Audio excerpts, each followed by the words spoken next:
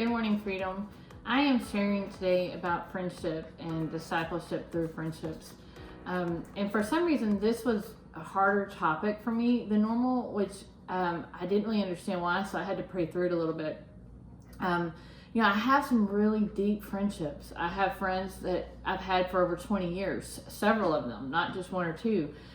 Friends that I could call that have authority to speak into my life. Friends that if I was in trouble, they're the kind of friends that would help us hide the bodies if we had to, but in my immediate circle, I don't necessarily have those kind of connections of friendship, of just people that I feel really good about just calling. And I feel like as adults, a lot of us are in that situation.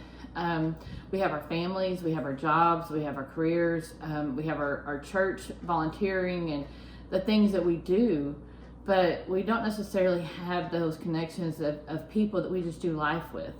And it's really important for us to connect with people on a just life level of just loving each other and encouraging each other and lifting each other up and edifying each other and speaking into each other in situations with our children in our home and in our jobs, whatever the circumstances are for that week. All of the things that come with friendship are really good for us. There's nothing that, when I started thinking about friendships, there was nothing that was really not good for us. Everything about a true, stable friendship is healthy. It encourages, it loves us when we need love, it cares for us when we're sick. It helps us with our children. There's nothing unhealthy about it.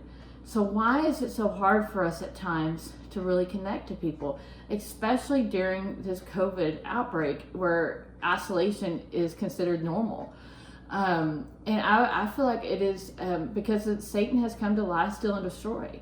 And if he can't get you in your day-to-day life, if you're a mature Christian and he really can't get you in the hang-ups that he tries to snare us in, then he's going to try to snare us in our connections. He's going to try to snare us through offenses or through maybe we're introverts and it's just not our norm to want to go and connect, so we're going to isolate. And Hebrews 10:24 and 25 says that we should not neglect meeting together as some did. Actually, it says we are to stir one another to love and to do good works, not neglecting to meet together as it is a habit of some.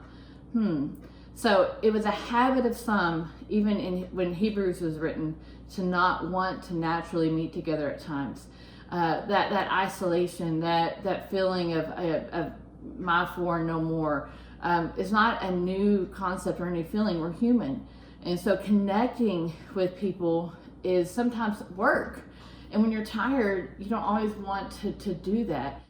Dewana spoke into my life recently. She talked about seeing me as a house that was like on a lake and it had 4 pillars and or maybe it was an ocean because there was a hurricane coming up. It was a beautiful resort style house. It was a really strong house. It was a very, I think stable house for the most part. It had 4 posts. It had 4 different areas that stabilized the house. It was friendships. It was actually faith, family, finances, and friendships. And that 4th post, the friendship post, was really an important post to stabilize the house because there was a storm coming. And the storm that was coming outside was going to blow the house down, this beautiful, strong house, if we didn't stand against it. And that 4th stabilizer is what really held the house in place from the storm. And I just want to encourage you today that sometimes it's really hard for us to get out of our box and to connect. It's hard for us to sometimes go to home groups and really ask for people to feed into our life or to share with us. I know one of the people that I really depend on, because I don't have a lot of connections either because of COVID and when we started, is LaWanda. And I have to engage that, if I need to, hey, LaWanda, what do you think about this?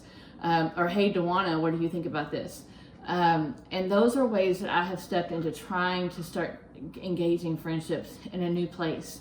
And I encourage you that you also start stepping into engaging. Just like in Hebrews 10, 24 and 25, it said that they needed to stir one another and step into that. That we had to be the ones that did not neglect to meet together. It was our responsibility not to neglect that. So I encourage you not to neglect that. Reach out to your friends. If you don't have friends, make connections, volunteer.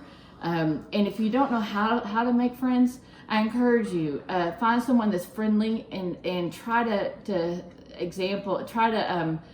use them as an example. I mean, Pastor Michael is one of the friendliest people I know. He just exudes friendliness.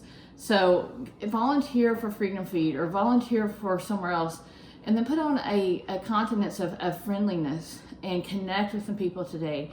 And let them feed into your life. It will bless you and it will stabilize your home. The word Dewana had for me is not just for me, it is for us as a body. Anyone, we need those stabilizers in our house for the foundation not to fall when the storms come. And they will come. So I love you. I just encourage you to bless others, to be a friend to others, and then also to be friendly. Thank you. Have a good day.